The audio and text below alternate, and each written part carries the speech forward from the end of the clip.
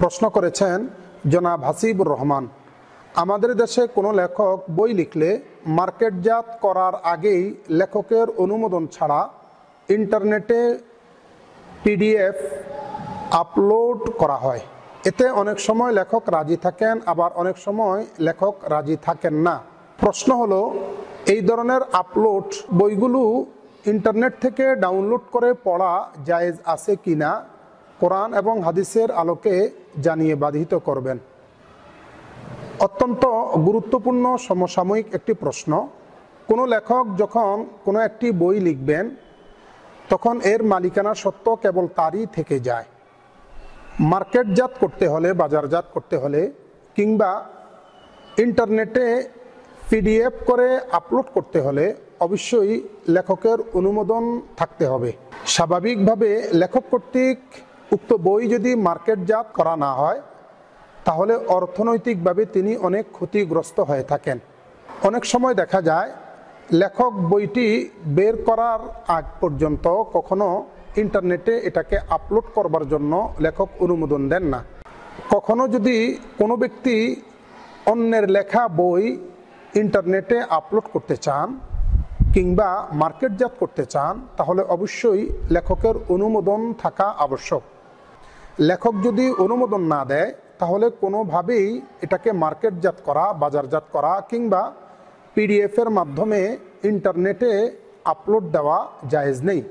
কেননা কোনো লেখকের অনুমতি ছাড়া কোনো বই যদি মার্কেটজাত করা হয় কিংবা পিডিএফ আকারে ইন্টারনেটে আপলোড করা হয় তাহলে অবশ্যই এটা অন্যায় এবং তার প্রতি জুলুম করা হয়। এজন্যই আল্লাহ পাক রব্বুল ইজ্জত সূরা বাকারা এর 188 নং আয়াতে কারিমায় উল্লেখ করেছেন, লা তাকুলু আমওয়ালাকুম বাইনাকুম বিল বাতিল। ঈমানদারেরা, তোমরা একে অপরের ধনসম্পদ অন্যায়ভাবে গ্রাস করো না।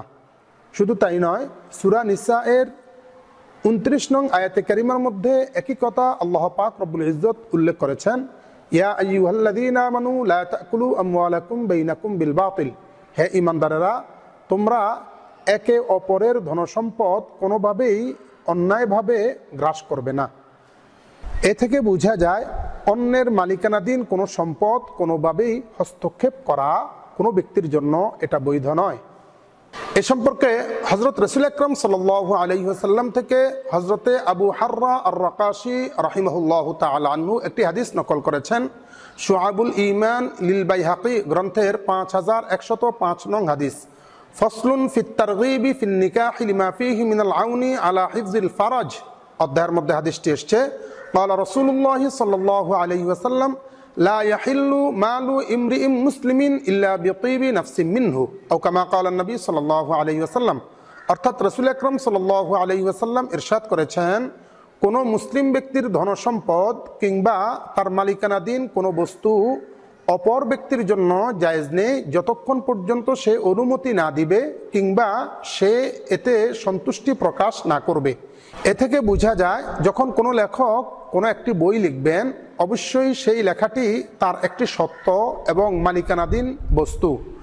যতক্ষণ পর্যন্ত তিনি অনুমতি না দিবেন কিংবা রাজি খুশি না থাকবেন ততক্ষণ পর্যন্ত সেটা বাজারজাত করা কিংবা পিডিএফের মাধ্যমে ইন্টারনেটে আপলোড করা কোনো মতেই জায়েজ হতে পারে না। এখন কথা হলো, ইন্টারনেট থেকে পিডিএফ ডাউনলোড করে পড়া যাবে কিনা সে সম্পর্কে একই কথা। যদি আপনি সুনিশ্চিত জানতে পারেন দুষ্কৃতিকারী লেখকের অনুমতি ছাড়া এটাকে আপলোড করেছে তাহলে আপনার জন্য এই পিডিএফ ডাউনলোড করা কিংবা সেটা পড়া কোনোভাবেই বৈধ হতে পারে না।